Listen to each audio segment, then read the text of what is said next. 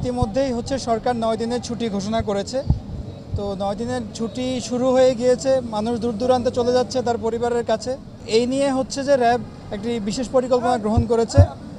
ঈদ ছুটির সমগ্র দিনই র্যাবের 24 ঘন্টা টহল মোতায়েন থাকবে। ইতিমধ্যে আমাদের প্রায় 15টি টহল চট্টগ্রাম মহানগরের বিভিন্ন অংশে কৌশলগত অবস্থান থেকে টহল পরিচালনা করছে। টহল পরিচালনার মূল যে ফোকাস আমাদের, সেই ফোকাসটা বর্তমানে বিভিন্ন স্টেশন, যেটা bus station, train station, rail station. আমরা জানি যে অধিকাংশ মানুষই তাদের এই ঈদ যাত্রার জন্য গণপরিবহন ব্যবহার করছেন।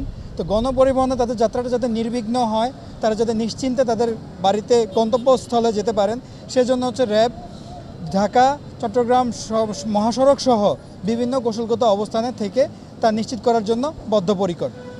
এটি শুধুমাত্র ঈদকে কেন্দ্র করে না, ঈদের পরবর্তী সময়ে আমরা জানি যে আমাদের মহানগরী ফাঁকা হয়ে যাচ্ছে। তো ফাঁকা অবস্থাতে এখানে একটা অনাকাঙ্ক্ষিত পরিস্থিতি যাতে তৈরি না হয়, সেজন্য যে আমাদের সার্বক্ষণিক 24 ঘন্টায় আমাদের এই টহল কার্যক্রম পরিচালিত হবে। এছাড়া আমরা মহাসড়ক এবং মহানগরীর গুরুত্বপূর্ণ পয়েন্টে আমরা আমাদের চেকপোস্ট পরিচালনা করছি। কিশোর গ্যাংকের যে একটা দূরত্ব, তারা যে সামাজিক ভাবে বিভিন্ন অপরাধের সাথে লিপ্ত হয়ে মানুষের জনজীবনে একটা অরাজকতামূলক পরিবেশ তৈরি করার চেষ্টা করে যাচ্ছে।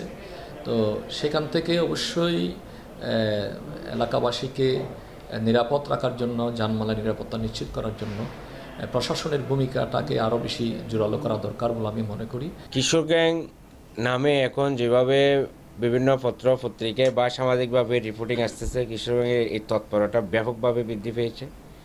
এবং এই কিশোর গ্যাংয়ের তৎপরতা বৃদ্ধির পিছনে যেটা আমি মনে করি, এখানে একটা রাজনৈতিক ছত্রছায়া আছে।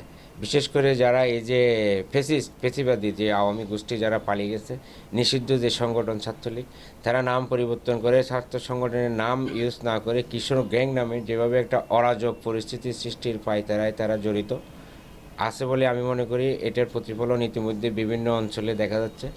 নিঃসন্দেহে ঈদের এই সময় সুযোগে রাস্তাঘাটে সাধারণ মানুষের চলাফেরা থাকবে, ওখানেও একটা নিরাপত্তার ব্যাপার আছে। এবং ঈদে যখন মানুষ বাড়ি ঘরে চলে যায়, গ্রামীণ পর্যায়ে চলে যায়, শহরেও একটা নিরাপত্তার বিষয় আছে, সাথে সাথে গ্রামেও একটা বিশৃঙ্খলার হওয়ার সম্ভাবনা আছে। এটার থেকে পরিত্রাণের জন্য আমাদের যেটা চেষ্টা করা উচিত, পুলিশ প্রশাসনকে এখন পূর্ব থেকেই লিস্টেড তালিকাভুক্ত এলাকাভিত্তিক সন্ত্রাসীদেরকে, এই সমস্ত এই যে ছেলেপেলেদের যারা ব্যাকআপ দেয়, যারা শেল্টার দেয়, তাদেরকে আইনের আওতায় এনে মেসেজ দিতে হবে যে এখানে জিরো টলারেন্স। এই সমস্ত লোকদেরকে কঠোরভাবে প্রতিরোধ করার জন্য পুলিশ প্রশাসন প্রস্তুত। কিশোর গ্যাংয়ের তৎপরতা উৎপাত অধিকাংশভাবে বেড়ে গেছে ইদানিং। এই কিশোর গ্যাংকে যদি তাদের অপতৎপরতা রোধ করতে হয়, তাহলে পুলিশকে কঠোর ভূমিকায় যেতে হবে।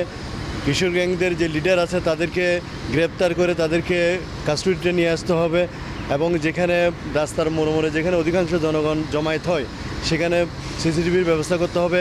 পুলিশের কঠোর ভূমিকা এবং নজরদারির মাধ্যমে তাদের তৎপরতা রোধ করে জনমনে স্বস্তি ফিরিয়ে আনতে হবে।